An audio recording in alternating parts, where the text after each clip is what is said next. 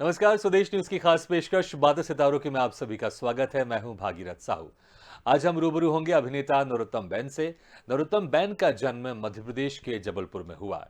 11वीं क्लास से नरोत्तम ने रंगमंच ज्वाइन किया और लगातार 30 सालों से अभी भी रंगमंच कर रहे हैं। 2004 में मुंबई का रुख किया और वहां विज्ञापन फिल्म से कैमरा एक्टिंग की शुरुआत की। फिर स्टार प्लस के सीरियल तेरे मेरे सपने में नेगेटिव भूमिका निभाई, तो धारावाहिक तेरे शहर में 75 साल के वृद्ध बर्फी मियां का किरदार निभाया। तो सब टीवी के सीरियल बावले उतावले में अदाकारी की। नरोत्तम बैन ने फिल्म में हेलो हम लल्ला बोल रहे हैं में राजपाल यादव के साथ फिल्मी सफर की शुरुआत की। तो फिल्म चलो दिल्ली में विनय पाठक और लारा दत्ता के साथ है। फिल्म मिमी में पंकज त्रिपाठी के साथ अहम भूमिका निभाई है। तो एमएक्स प्लेयर में रिलीज हुई फिल्म आखेट में मुख्य भूमिका निभाई है। नरोत्तम बैन ने फिल्मों के साथ Amul good night, Mahindra tractor समेत 75 से ज्यादा एड फिल्मों में अभिनय किया है। नरोत्तम बैन एक अच्छे अभिनेता के साथ एक अच्छे सिंगर भी हैं। फेमस बुंदेलखंडी गाना कहाँ गवो चिलम तंबाकू के डब्बा को भी अपनी आवाज दी है।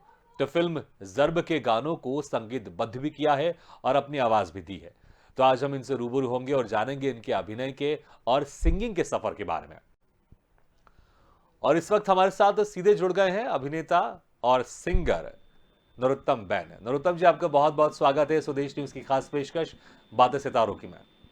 धन्यवाद, बहुत-बहुत धन्यवाद। जी, नरोत्तम जी, आप सिंगर भी हैं, एक्टर भी हैं, लेकिन पहले हम आपके एक्टिंग सफर की हम बात शुरू करेंगे कि आखिर कैसे, क्या पहले आप एज ए सिंगर काम करते थे या आप एक्टर काम करते थे, या आप क्या बनना चाहते थे, सिंगर की एक्टर, कैसे आपकी शुरुआत हुई? नहीं, बिल्कुल नहीं, मैं एक्टर ही बनना चाहता था और सन 90 से मैंने जबलपुर से रंगकर्मी की शुरुआत की, विवेचना हमारा ग्रुप था उनके साथ में।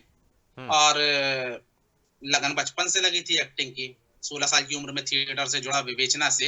जी। और वहाँ हम जनगीत वगैरह गाया करते थे, हम नुक्कड़ नाटक भी किया करते थे। जनगीत गाते-गाते फिर फ़ोक हम बुंदेली प्लेस वगैरह किया करते थे, तो हम्म। फ़ोक में थोड़ी-सी रुचि बढ़ी, तो हम फिर गाने लगे। फिर उसके बाद हमारा टूर जाता था, ट्रेन में हम जाते थे, गाते-बजाते जाते थे। हम्म। तो ऐसा करते-करते गला खुल गया हम्म। और बस हम तो गाते थे, लोगों को पसंद आने लगा। जी। तो बस गाना शौक है, हाँ, बाकी अभिनय जो है उसका मामला अलग है। बिल्कुल 30 गाने का साल। तो हो गया जी बस। जी। बिल्कुल, आपके इस अभिनय की जो शिद्दत है इसी से दिखाई देती है कि पिछले 30 सालों से आप अभी भी लगातार रंगमंच कर रहे हैं। अच्छा, जब आप मुंबई गए जी। थे तो फिर मुंबई में कैसा आपका स्ट्रगल रहा? जो फर्स्ट ब्रेक था आपका वो क्या था और कैसे आपको मिला? जी, वही है। मैं और भी लोगों को, साथियों को बताना चाहूँगा कि लोगों को लगता है कि यदि आप बम्बई आते हैं तो आपका पुराना किया हुआ जो है, हम्म। उससे आपके रास्ते कम से कम संघर्ष के मामले में आसान हो जाएँगे। वैसा सोचकर आप मत चलिए, क्योंकि आपका किया हुआ वहाँ का अनुभव जो है वो आपको काम तो आता है, लेकिन हम्म। यहाँ पर आप इसी मानसिकता से, इसी तैयारी से आइए कि आपको झोला लटका कर जगह-जगह जाना पड़ेगा। तो यहाँ आने के बाद मेरा 13 साल का जो जबलपुर का सफर था, वो दूसरे लेवल पे कि आइए नरोत्तम जी, स्वागत है, आपने जबलपुर में 13 साल थिएटर किया है, हाँ। आइए आपके लिए ये फ़िल्म इंतज़ार करिए। वैसा कुछ नहीं होता है, जूझना पड़ता है।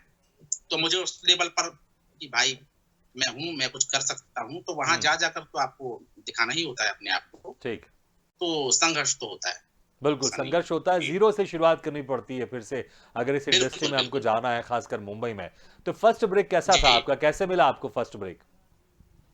हाँ, वही ऑडिशंस होते थे उस वक़्त। हार्ड कॉपीज़ जो थे हम झोले में लटका कर अपना घूमते थे, जगह-जगह पता चलता था विज्ञापनों का, कहीं सीरियल, कहीं सिनेमा का, वहाँ जाकर मिलते थे। वहाँ हम्म। से हमारे फ़ोटोग्राफ्स वो लोग ले लेते थे, हमें उम्मीदें बनती थी कि भाई यहाँ से बुलाया जाएगा। जिसने ज़्यादा हार्ड कॉपीज़ ले लिया आपके फ़ोटो, तो वहाँ हम बड़े खुश हो जाते थे, इनने अच्छा। ज़्यादा फ़ोटो लिए हैं, भाई यहाँ से बुलाया जाएगा। हाँ। जिसने 1 फ़ोटो लिया, अरे यार ये फ़ॉर्मेलिटी कर रहा है, ये बंदा नहीं बुलाएगा। और वो खर्चे का घर था उस वक़्त। हाँ। तो कॉपियाँ बनाना, पीछे पूरा अपना डिटेल लिखना, हर कॉपी के पीछे वो छोड़ना। जी। ऐसा करते-करते फिर मैंने पहला एक विज्ञापन किया था, एक मिल्क का था वो, जी। कलकत्ता का कोई प्रोडक्ट था, वो विज्ञापन मैंने किया था। हाँ। वहाँ से मेरी शुरुआत हुई थी ये। फिर बिल्कुल। उसके बाद फिर जी। उसके बाद आपने जी, सीरियल्स भी किए हैं। एक सीरियल में तो आपने बर्फी मियाँ का किरदार निभाया है। इस सीरियल का नाम था तेरे जी, शहर में। इसमें आपने 75 साल की उम्र के एक वृद्ध व्यक्ति बर्फी मियाँ का किरदार निभाया है। तो कैसा एक्सपीरियंस था जी, ये, जी। और जी, और किस तरह का किरदार था, ज़रा हमारे दर्शकों को बताएं आप। ये बहुत ही फ़नी कैरेक्टर था, मुझे बहुत अच्छा लगा था, ये स्टार प्लस पे था ये सीरियल। हाँ। 75 साल का एक बुजुर्ग है, बर्फी मियाँ। उसकी टेलर की दुकान है और वो केवल लेडीज टेलर है, महिलाओं के कपड़े सिलता है और पान खाने का शौकीन है हाँ। और शेर व शायरी का शौकीन है। तो बहुत ही खिलंदड़ कैरेक्टर था वो। अच्छा। बहुत मजा आया था, हर बात पर एक शेर कहते हैं, पान हम्म। चबाते रहते हैं। महिलाओं के साथ मतलब कुछ ऐसे बदतमीजी ऐसा तो नहीं, लेकिन महिलाओं के साथ भी उनका हंसी मजाक चलता है, महिलाएं भी बुरा नहीं मानती हैं और हाँ, दिल का बहुत अच्छा आदमी है वो। तो बहुत मजा आया था वो कैरेक्टर करने में, मेरे दिल के बहुत करीब है वो कैरेक्टर भी। जी। बिल्कुल। अच्छा, 75 साल की उम्र का किरदार आपने निभाया था, तो जब आपको ये रोल ऑफर किया गया तो कुछ आपको ऑकवर्ड नहीं लगा कि यार मैं 75 का हूं नहीं और 75 साल का किरदार निभाऊं, या आप बड़े एक्साइटेड थे इस किरदार के लिए? सर, मैं संजीव कुमार जी का बहुत बड़ा फैन हूँ। हाँ। मैं संजीव कुमार जी का बहुत बड़ा फैन हूँ और बहुत प्रभावित हूँ उनसे। तो हाँ। कैरेक्टर तो कोई भी करना, मुझे 100 साल का बनाइए आप, बल्कि मैं तो अपना सौभाग्य मानता हूँ कि मेरी उम्र जो है, हाँ। मैं उससे कम में भी अभी फिट हो जाता हूँ। जितना हूँ उतने में तो फिट होता ही हूँ। उसके हाँ। अलावा ज्यादा उम्र के कैरेक्टर्स भी जो मुझे मिलते हैं तो उसमें भी मैं फिट हो जाता हूँ। मुझे बहुत अच्छा लगा था, खेलना अच्छा लगता है मुझे बहुत बढ़िया। अभिनय में। अच्छा, जी। सीरियल्स तो आपने बहुत सारे किए हैं और कई ऐड फिल्में भी की आपने, 75 से ज्यादा आपने ऐड फिल्में की हैं आपने, उसमें कई बड़े ब्रांड के। एड और जी, प्रोमोस। कई बड़े जी। ब्रांड के ऐड एड फिल्म और की। प्रोमोस। जी। जी बिल्कुल, जी। शुरुआत भी आपकी ऐड फिल्म से हुई है आपकी। तो इसमें क्या कुछ खास जी। एक्सपीरियंस था? गुड नाइट का किया आपने, महिंद्रा ट्रैक्टर का आपने किया है, अमूल का तो आपने बताया जी। आपने, एक जी अमूल का भी किया आपने, मिल्क ब्रांड का भी किया है। तो कैसा एक्सपीरियंस था आपका इस ऐड फिल्मों का? क्योंकि ज्यादा लंबी शूटिंग नहीं चलती है, कुछ ही एक आध दिन में मुझे लगता है शायद ऐड फिल्म खत्म हो जाते हैं शूटिंग में। जी। तो वो बड़ा मजेदार एक्सपीरियंस होता है। थिएटर में जैसे हम इम्प्रोवाइजेशन करते हैं, एक ही चीज को बार बार करते हैं, हम्म। तो इसमें क्या होता है, ड्यूरेशन होता है विज्ञापन का। 21 सेकंड का विज्ञापन होगा, 25 सेकंड का विज्ञापन होगा, उसमें ही आपको खेल कर निकलना होता है। हम्म। अब उसमें देखना होता है कि मॉडल, जब हम विज्ञापन में जाते हैं तो हम मॉडल हो जाते हैं, सिनेमा या सीरियल में जो होते हैं तब हम एक्टर होते हैं, हम्म। वैसा वाला मामला है। तो ये आप क्या कर सकते हैं, 4 सेकंड है, 4 सेकंड में आपने ये किया, चार हम्म। सेकंड में आपको लाइन बोलकर निकल जाना है। अब 4 सेकंड में आप कितने वेरिएशन दे सकते हैं, तो बतौर अभिनेता आप अपने आप को जो तैयार रखते हैं, आपके लिए भी एक चैलेंज होता है कि डायरेक्टर्स डिमांड कर रहे रिक्वायरमेंट है उनकी, जी। आप जो है अपनी तरफ से जो है कितना उनको दे सकते हैं। और सबसे मजेदार ये होता है कि आप कुछ उसमें ऐसा दे जाएं वो अकल्पनीय हो, हाँ। यानी डायरेक्टर ने भी नहीं सोचा हो कि भाई मेरा तो ये था, उसकी कल्पना से परे हो जाए कुछ हम्म। और वो अद्भुत बन जाता है। तो ये विज्ञापनों में ये बड़ा मजेदार होता है अच्छा, करने फिल्मों का का काम। सफर फिर कैसे शुरू हुआ आपका? सीरियल्स तो आपने बहुत सारे किए हैं, विज्ञापन फिल्में और प्रोमोज भी आपने 75 से ज्यादा किए हैं। फिल्मों का सफर कैसा रहा आपका? सबसे पहली फिल्म कौन सी थी आपको और वो कैसे मिली आपको? हाँ जी, पहली फिल्म थी मेरी हेलो हम लल्लन बोल रहे हैं, हम्म। राजपाल भाई के साथ में थी वो। उसमें एक सीन था मेरा बहुत अच्छा, नाई का कैरेक्टर था मेरा, हाँ। मार्बल का। तो वो मेरा वही वो दौर, तब वही था, वो हार्ड कॉपीज लेकर जो जगह जगह जाते थे। तो मेरे हम्म। दोस्त के दोस्त थे एक, वो ये फिल्म कर रहे थे, उसका वो कर रहे थे। और दिलीप शुक्ला जी, जी। जिन्होंने घायल दामिनी वगैरह इन सब के संवाद लिखे हैं, दिलीप शुक्ला जी ने उसे डायरेक्ट किया था। तो ऐसे ही दोस्त के थ्रू गए, फिर उन्होंने बोला कि एक कैरेक्टर है, एक सीन है, लेकिन बहुत अच्छा है, हाँ। करेंगे आप। शुरुआत तो करनी थी मुझे, एक सीन दो सीन क्या, मुझे तो दिखना है भाई, जी। मेरी शुरुआत हो, ईश्वर रास्ते बनाए। तो वो बिल्कुल। अभी वो फिल्म आती है, चैनल्स पे आती रहती है, मेरे पास फोन आ जाते हैं कि आपको देखा, बहुत अच्छा सीन था। तो ये है, चीज दर्ज हो जाती है। तो शुरुआत वहां से हुई। बिल्कुल हेलो हम शुरुआत। लल्लन जी। बोल रहे हैं। शुरुआत वहां से हुई, जी। लेकिन लगातार जो आपका सफर है बहुत अच्छा चल रहा है। एक फिल्म है आखेड़, जिसको श्याम बेनेगल ने खुद सराहा इस फिल्म को और तारीफ की जी। इस फिल्म की। इसमें आपने मुख्य भूमिका निभाई है, तो किस तरह की ये जी। फिल्म है, जरा इस फिल्म के बारे में बताएं, वो क्या रोल था आपका?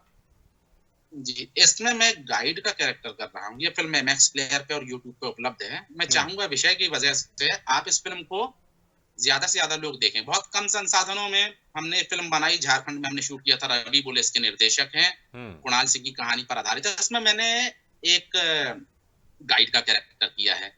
पिछड़ी जगह जहाँ पर आर्थिक संपन्नता नहीं है, लोगों को मतलब रोज की रोजी रोटी कमाने के लिए भी बहुत संघर्ष करना पड़ता है। तो वहां पर एक गाइड है जहां पर लोग अब टूरिस्ट आते नहीं हैं। हम्म। तो अगर कोई टूरिस्ट आता है तो आदमी किस हद तक इतना नीचे तक उसको उसके हालात पहुंचा देते हैं, हम्म। या मानसिक रूप से कैसा वो तैयार हो गया है केवल और केवल जीने के संघर्ष के लिए। तो ये है, तो एक गाइड आया है, उसे जो है मैं सिर्फ और सिर्फ मूर्ख बना रहा हूँ। हम्म। और गाइड सॉरी, एक टूरिस्ट आया है, उसे मैं मूर्ख बना रहा हूँ। लेकिन हम्म। आखिरी में कहानी पलटा खाती है। तो वो जो है, लोगों को लगता है कि नहीं भाई, ये बंदा विलन नहीं, खलनायक नहीं, इसके हालात ऐसे हैं। और हम्म। हालात भी क्यों ऐसे हैं, इसके ही हालात नहीं हैं, जी। गाइड के माध्यम से जो हमारा फॉरेस्ट वाला मामला और ये शिकार विकार वाले जो मामले जो हैं, हुँ, इनके ऊपर जो है वो है। जी, और बाकी मैं इसके विषय में ज्यादा नहीं बताऊंगा क्योंकि आपका मजा खराब हो जाएगा। बिल्कुल। नहीं, 1 घंटा आप 20 बिल्कुल, मिनट की बिल्कुल, फ़िल्म है, बिल्कुल देखें तो बहुत अच्छी बिल्कुल आप लगेगी। जी, जी। फ़िल्म के बारे में जी, ज़्यादा डिटेल मत बताइए, देखने में ज़्यादा अच्छा लगेगा, लेकिन जो बिल्कुल, लोगों की बिल्कुल। हुँ, रिएक्शंस हैं, जैसे हमें पता चला कि श्याम बेनेगल ने खुद इस फ़िल्म को सराहा है, तो उनके बारे में बताइए कि क्या जी। कुछ कहा उन्होंने फ़िल्म को लेकर? हाँ जी, श्याम जी के पास तो हमारे डायरेक्टर और प्रोड्यूसर गए थे, वहाँ पर हुँ, उनकी बातचीत हुई थी, उन्होंने फ़िल्म पूरी देखी। उनका भी यही कहना था बहुत कम संसाधनों में बहुत ज्वलंत मुद्दे को बहुत ही ज़रूरी बात को आपने जो है उठाया और लोगों तक पहुँचाया है। जी, आप यकीन नहीं करेंगे हमने कैसे-कैसी स्थितियों में उस फ़िल्म का शूट किया है, बहुत ही कम छोटा-सा बजट जी, था फ़िल्म का और उसके बाद तो हमें लग भी रहा था कि फ़िल्म बनने के बाद कैसे निकल कर आएगी। लेकिन पता चला कि वो अभाव ही जो है, अभाव की वजह से ही उस फ़िल्म की खूबसूरती बढ़ गई है। नहीं, उसकी बिल्कुल, रिक्वायरमेंट ही वो थी। हाँ, यदि हम उसका तामझाम रखते, तो शायद शूट वैसी करने हाँ, के मामले में वैसी फ़िल्म बहुत नहीं ज़्यादा बन हो पाती तो जैसा आप लोग चाह रहे थे। अच्छा, एक और हाँ, फ़िल्म की बात करेंगे उसका जी। सौंधापन गायब हो जाता। जी, बिल्कुल। जी, एक दिल्ली चलो जी, बड़ी फ़ेमस फ़िल्म है, इसमें विनय पाठक और लारा दत्ता है। इसमें आप एक टैक्सी जी, ड्राइवर बने हैं, तो बड़ा इंटरेस्टिंग ये सीन है, मैंने भी देखा है इस फ़िल्म को और बड़ी जी, इंटरेस्टिंग फ़िल्म है। चलो तो दिल्ली। जी, तो जी। कैसा एक्सपीरियंस था? दोनों ही बड़े स्टार हैं इनके साथ काम करने का? बहुत ही अच्छा है। विनय सर तो बड़े देशी आदमी हैं, लारा जी भी बहुत ही प्यारी हैं। हाँ, ये हम राजस्थान में हम शूट कर रहे थे, झुंझुनू में। हाँ, तो इसका बड़ा मज़ेदार वाक़या है, मेरा 10-12 दिन का शूट था वहाँ पे, फिर उसके बाद हाँ, तो मुंबई में था और नाइट शूट ही हुआ करता था। कड़कड़ाती हुई ठंड, हम हाँ। शॉट देते थे, होता था उसके बाद सीधे आकर हीटर के पास हम बैठ जाया करते थे हुँ, और दिन में सोया करते थे। ज़बरदस्त ठंड थी भाई साहब, फिर आखिरी दिन जो है शूट हमारा हो गया, तो हाँ। एक बंदे ने वहाँ के बताया, बोलता सर शूटिंग हो गई? मैंने बोला हाँ, कहता तो बोलता सर 0 डिग्री में आप लोग शूट कर रहे थे। अच्छा, पता ही नहीं चला आप लोगों को? मैंने कहा भा हाँ, मैंने कहा भाई बहुत अच्छा हुआ तुमने आखिरी दिन मुझे ये बात बताई। अगर तुम ये पहले दिन बताते तो शायद मैं यहाँ पर बैठाता उस बात को जी। और पता नहीं क्या हालत होती। तो हाँ, वैसी स्थिति में हमने वहाँ सुना पानी-वानी जम भी जाता था हाँ, और हमारे तो कान-वान बिल्कुल सुन्न हो जाते थे। वैनिटी मैन में हम बैठे रहते थे, जैसे ही सीन दिए हिल रहे हैं, वो किया। हाँ, मस्ती होती थी, विनय सर बहुत अच्छे हैं, जी, लारा जी, हमारे डायरेक्टर शशांक शाह, हाँ। पूरी टीम प्रोडक्शन की, डायरेक्शन की बहुत ही अच्छी थी। बहुत ही पारिवारिक माहौल में हमने जो है ये फ़िल्म को किया बिल्कुल, था। बहुत एक अच्छा अनुभव जी, था। एक और फ़िल्म है आपकी बहुत इम्पोर्टेंट फ़िल्म है मिमी, इसमें आपने एक अहम भूमिका जी, निभाई है, पंकज त्रिपाठी के साथ आपने इसमें अभिनय किया है, तो इसका क्या कुछ जी। एक्सपीरियंस था? क्योंकि अच्छी खासी ये लोकप्रिय एक फ़िल्म है मिमी। जी, जी, जी। वो तो विषय तो आप देख ही रहे हैं। जी। उतने अच्छे विषय को इतने 10 विषय को जो है मनोरंजन के माध्यम से हँसी हुँ, मज़ाक के माध्यम से जो है गंभीर विषय को लेकर गए मनोरंजन के साथ में। इसका भी हमने राजस्थान में शूट किया। पंकज भाई तो पुराने मित्र हैं जी। हमारे, बहुत ही सहज, बहुत प्यारे से। तो और डायरेक्टर जो थे लक्ष्मण उतेकर सर, ये हुँ, इंडस्ट्री के बहुत बड़े डीओपी भी हैं।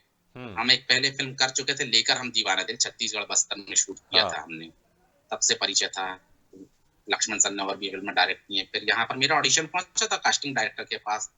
तब तक मुझे भी नहीं पता था लक्ष्मण सर डायरेक्ट कर रहे हैं। उन्होंने फिर हुँ, बताया कि भाई जैसे ही देखा तो फिर तुरंत सर ओके, जी, ऐसा करके बहुत मस्ती करते हुए हमने राजस्थान में शूट हुँ। किया इस पिक्चर को। अच्छा खेलते-खेलते शूट जी, किया, अच्छा बिना किसी तनाव जी, के। जी। चलो चलो दिल्ली में विनय पाठक हैं, लारा दत्ता हैं, फ़िल्म मिमी में पंकज त्रिपाठी हैं, तो क्या कुछ किस तरह की इनसे आपसे बातचीत होती थी? पंकज त्रिपाठी आपके दोस्त हैं आपने कहा, तो क्या कुछ बातें होती थी, किसी तरह की मस्ती भी होती थी, कुछ ऐसा कुछ यादगार पल शूटिंग के समय का जो आपको याद हो और आप अभी भी हँसते हैं, मुस्कुराते हैं, ऐसा कुछ मस्ती भरा पल? हाँ। जी, मस्ती हुआ करती थी, हँसी-ठिठोली होती थी, वही पंकज भाई एनएचडी से हैं, मैं भी मध्य प्रदेश के थिएटर से हूँ, पंकज भाई ने शो वगैरह हमारा भी देखा हुआ है। हाँ, पंकज भाई हमें बहुत पसंद करते हैं, ये बहुत अच्छी बात है। तो वही हम लोग थिएटर की ही बातें किया करते थे और फिर दूसरी बातें जो है एक्टर्स हैं यहाँ के जो जिनके मतलब कुछ ना कुछ विशेषता रहती है, उनको लेकर फिर हँसी-मज़ाक होती थी, वो यहाँ हाँ, शेयर हम नहीं करेंगे। तो बहुत हँसी-ठिठोली हुआ करती थी, जी। ऐसा मज़ा अच्छा बड़ा सहजता से शूट होता हाँ, था मामला, जी। दोस्ताना नरोत्तम जी माहौल कोई था। कोई जी। आपका अगर आपको डायलॉग याद हो आपको हमारे दर्शक देख रहे हैं तमाम फिल्मों में सीरियल्स में उन्होंने आपको देखा है तो कोई संवाद आपको याद हो हुँ। थिएटर का हो या आपकी फिल्म का याद हो तो हमारे दर्शक जरूर सुनना चाहेंगे थिएटर का सुना देता हूँ आपको, प्लीज है ना? मेरा एक नाटक है निठल्ले की डायरी, हाँ जिसमें मैं निठल्ले की भूमिका किया करता था जी जबलपुर में और परसाई जी की रचनाओं पर आधारित था वो। हम्म उसका शुरुआती एक चंक था, प्लीज वो मैं बताता हूँ। लेकिन दुर्योधन तो पहले से लड़ने के लिए तैयार था, यानी दुर्योधन अर्जुन से ज्यादा ज्ञानी था। यानी बुरा आदमी अच्छे आदमी से ज्यादा ज्ञानी होता है, ये बात मेरे गले नहीं उतरती। गीता न कृष्ण ने कही न व्यास ने लिखी, गीता को federation of Indian chamber of commerce and industries के अध्यक्ष ने लिखा है, या फिर वो किसी से पैसे देकर लिखवाई गई। प्रमाण मुझे मिल गया है। गीता में लिखा है कर्मण्यवाधिकारस्ते मा फलेषु कदाचन, अर्थात दुनिया के मजदूरों, तुम काम करते जाओ मगर बदले में अपनी मजदूरी मत मांगो। ये श्लोक मजदूरों की हड़ताल तोड़ने के काम में तो आ सकता है, लेकिन भगवान ऐसा हरगिज नहीं कह सकते कि मजदूरों तुम काम करते जाओ मगर बदले में अपनी मजदूरी मत मांगो। बहुत खूब, बहुत बहुत जबरदस्त है। देखिए फिल्मों में तो शुक्रिया। हमने आपको देखा ही है संवाद बोलते हुए, एक्टिंग करते हुए, लेकिन जब लाइव देखते हैं तो और अच्छा लगता है। और बखूबी से आपने अरे इन संवादों शुक्रिया। को बोला है और बड़ी खूबसूरत आवाज के साथ आपने बोला, ऐसा लग रहा था कि मुझे बहुत ही बड़ी एक एक शब्द आपके बिल्कुल की पिरोए हुए हैं मालाओं में, और बड़ी खूबसूरती से आपने इन संवादों को बोला है। अच्छा, एक बड़ी इंटरेस्टिंग चीज थैंक भी यू, है जी, थैंक्स। जैसे जितने आप अच्छे एक्टर हैं उतने अच्छे आप सिंगर भी हैं। एक बड़ा ही फेमस आपका है गाना है, कहाँ गओ चिलम तंबाकू को डब्बा, बड़ा ही फेमस है, हर जगह सुनाई देता है ये। मुझे लगता है शादी ब्याह में तो हम जाएंगे, छोटे हम कोने वाले इलाके में, रूरल एरिया में, तो वहां तो ये गाना बहुत बजता है, और शहरों में भी बहुत बजता है गाना ये। तो आखिर इस गाने की शुरुआत कैसे हुई, कैसे ये गाना आपके आइडिया में आया, थॉट में आया कि इस गाने को आपको गाना है, और कैसे इस गाने को आपने बनाया, कैसे ये एक गाना पब्लिक के सामने आया ये? बहुत ही मजेदार बात है इसकी। हम्म। सबसे पहले तो मैं ये क्लियर करूं कि इस गाने को आप मेरा गाना मत कहिए, हमारा गाना कहिए। जी। हमारा, आपका, सबका, क्योंकि ये फोक है, बुंदेलखंड का फोक है। हाँ। तो थिएटर के दौरान जो हम सुना करते थे जगह जगह, हमारे संगी साथी भी जो लोग थे, काफी लोग जो है गाने वाने थे, उनको सुनते रहते थे। फिर घूमते फिरते हम गांव देहात में भी जो है सुनते थे, कहीं पर जो है मंडली बैठी हुई है वो गा रही, सुनते थे। कभी हम अपने ननिहाल चले गए पचमढ़ी, तो वहां पर जो सुन रहे हैं, नर्मदा के घाटों के किनारे सुन रहे हैं, अपने नाटकों में जो है हम यूज करते थे। तो ऐसा हम्म। करते करते फिर हम काफी सुना करते थे, फिर हम इसको स्टेज पे परफॉर्म किया करते थे। हम्म। स्टेज पर परफॉर्म करते थे। फिर एक दिन यकायक मूड बना कि भाई चलो इसको रिकॉर्ड करते हैं। हमारे हम्म। थिएटर के ही साथी जो है इसमें कोरस में थे, और संगी साथियों ने फिर रिदम विदम का काम भी किया था। तो हमने मस्ती मस्ती में, आपको यकीन नहीं होगा, 4.5 से 5 घंटे में हमने क्या? 52 मिनट का ये एल्बम रिकॉर्ड कर लिया क्या था। बात है। जी। और विडंबना ये है कि सच बताऊं तो मुझे पायरेसी वालों ने स्टार बना दिया है। अच्छा।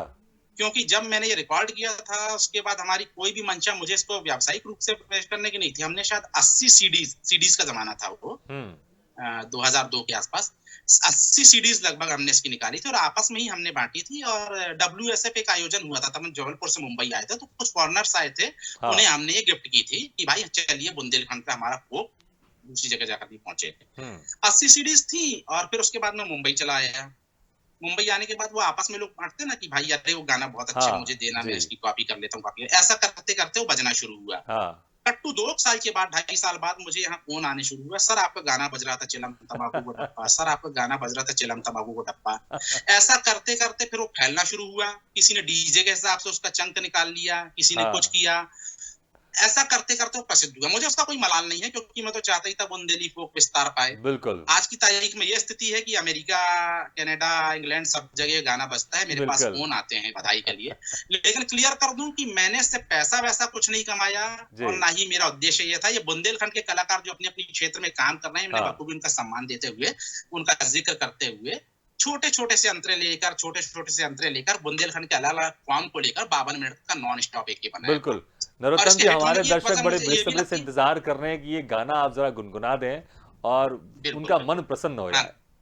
हाँ, किस्सा बहुत लंबा हो गया जी। वाकई। हाँ, बस एक चीज और क्लियर करूंगा कि एक शिकायत मुझे बस ये है कि इसमें जो वीडियोस यूट्यूब में डले हुए हैं, हाँ। उसमें कुछ वीडियो बड़े ही गड़बड़ से, जैसे लोग भाव समझते नहीं है। मेरा ऑडियो उठाकर वीडियो बना बना कर डाला गया है। एक वीडियो बड़ा गंदा सा उसमें डाला हुआ है, कहा फंस गई जल मछली। तो एक बंदा जो है मछली का जाल फेंक रहा है, उसमें से एक लड़की फंसकर जो है बाहर आ रही है। तो फोक बुंदेलखंड का पूहड़ नहीं है, अध्यात्म है उसमें, और उसके विषय को जाने समझे तब वैसा कुछ करें भाई। तो ये चीजें जो है थोड़ी सी खटकती हैं, जी बिल्कुल। आप भी ध्यान रखें। तो मैं बताना चाह रहा हूँ, यूट्यूब में आप जो इस तरह के वीडियोस देख रहे हैं या कुछ भी, तो उनसे मेरा कुछ भी लेना देना नहीं है, पायरेटेड है, मेरी आवाज उठाकर बनाए गए हैं। जी मेरा कोई भी उद्देश्य ऐसा नहीं था। चलिए आपकी मंशा। और बिल्कुल। जो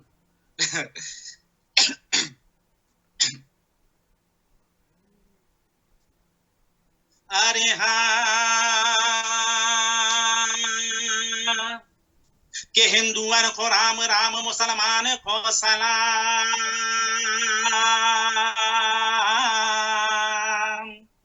बड़े सयाने कह गए कि दाता अल्लाह राम। काला सब तने खाइयो रे और चुन चुन खाइयो मांस। पे दोने नाने खाइयो रे मोह पिया मिलन किया। अरे ढीमरा कीने में कदौ जाल, हक ढीमरा कीने में कदौ जाल, फंस गई जल मछेरी। अरे कीने में कदौ जाल, फंस गई जल मछेरी। मोड़ा मोड़ी के मोड़ा मोड़ी के मोड़ा मोड़ी के हाँ मोड़ा मोड़ी के मोड़ा मोड़ी के खोल गए भाग, फंस गई जल मछेरी। अरे कीने में कदौ जाल, फंस गई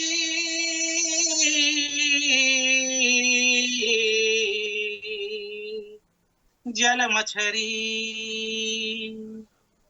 बहुत बढ़िया। लेकिन जी बिल्कुल, लेकिन मैं चाहूंगा एक वाला भी जो कहते हैं ना, कहने लगे मुंह से, वो ऐसा कुछ। अरे कहने लगे मुंह से बब्बा तेरी बउरी के कहने लगे मुंह से बब्बा, कहाँ गो चेलम तंबाकू को डब्बा, कहाँ गो चेलम तंबाकू को डब्बा।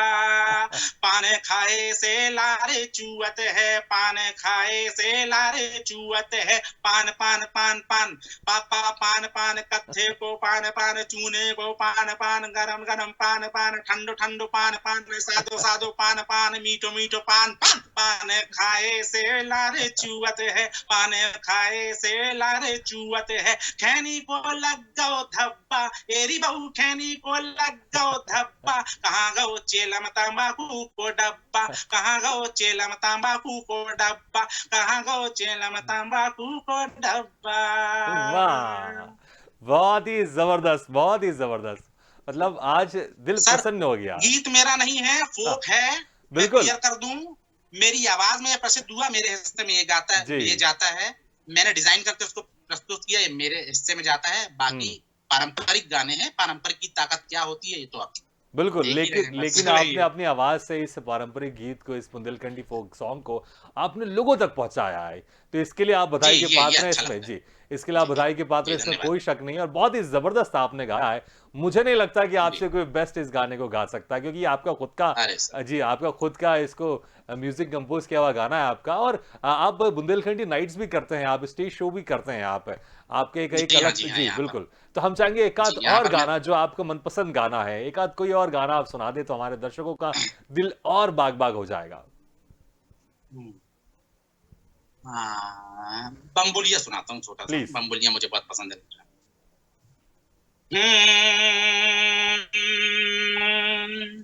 नर्मदा मैया ऐसी तो बही रे,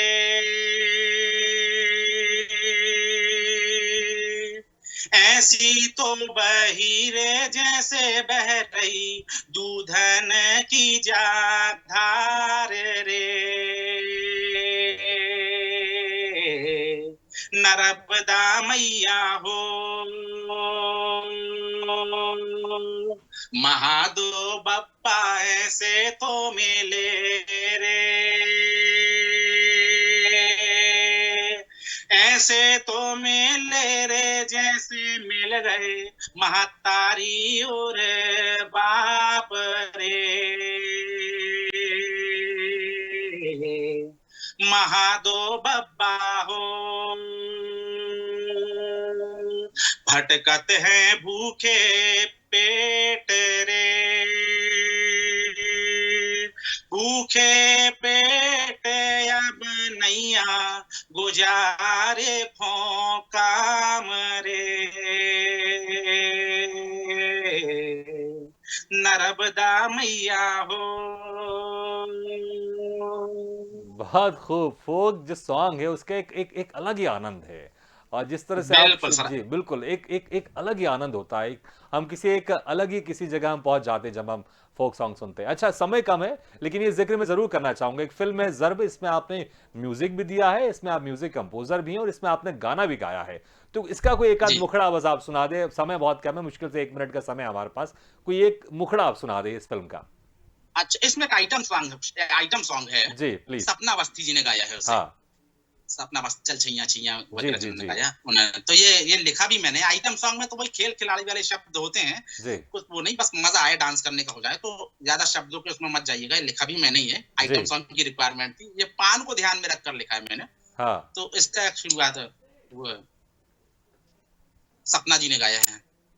करौंदा जवानी का जले, पान के खेत में जब दो दिल मिले, पान के खेत में जब दो दिल मिले, करौंदा करौंदा करौंदा करौंदा करौंदा करौंदा जवानी का जले, पान के खेत में जब दो दिल मिले, कत्था सुपारी पिपरमेंट के माम, करे हैं प्यारे में काम तमाम, कत्था सुपारी पिपरमेंट के माम, करे हैं प्यारे में काम तमाम, राजा जी जियरा जले, पान के खेत में जब दो दिल मिले, कुछ इस तरह का था बहुत बढ़िया, बहुत आइटम खूब। सॉन्ग था जी। जी। चलिए नरोत्तम जी, बहुत अच्छा लगा आपसे बात करके। समय कम है, नहीं तो आपसे और बातचीत करते हैं और आपकी मनपसंद जी गीत ज़रूर सुनते हैं आपकी आवाज़ में। लेकिन बहुत-बहुत शुक्रिया, समय निकाल कर जी आपने हमारे इस कार्यक्रम में शिरकत की। जी, बहुत बहुत धन्यवाद आपका, बहुत बहुत। तो बातें सितारों की में आज हम रूबरू हुए अभिनेता और सिंगर नरोत्तम बैंस से। अगले बार हम फिर किसी शख्सियत से मुलाकात करेंगे, तब तक के लिए दीजिए इजाजत। लेकिन खबरों का सिलसिला लगातार जारी, आप देखते रहिए स्वदेश न्यूज़, सबसे पहले देश।